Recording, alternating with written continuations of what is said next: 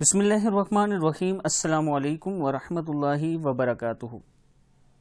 आबिद राजा channel की तरफ से आज मैं अपने दोस्तों को रसूल अल्लाह सल्लल्लाहु अलैहि वसल्लम की एक हदीस सुनाऊंगा जिसमें अल्लाह के अजाब से निजात के लिए आप सल्लल्लाहु अलैहि वसल्लम ने फरमाया है।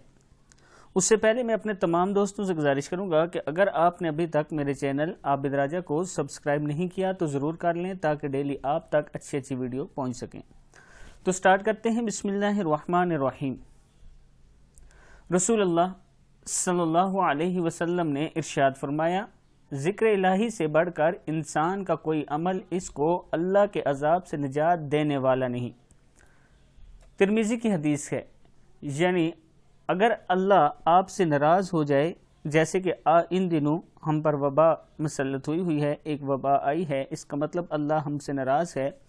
तो इस टाइम अगर अल्लाह को राज़ी करना है और इस अजाब को टालना है तो सिर्फ एक ही तरीका है कि ज़िक्र इलाही किया करो। ज़्यादा से ज़्यादा अल्लाह का ज़िक्र करो, तौबा इस्तग़फ़ार करो, नमाज 5 वक्त की पढ़ो और रातों को उठकर सजदों में अल्लाह से माफ़ी मांगो।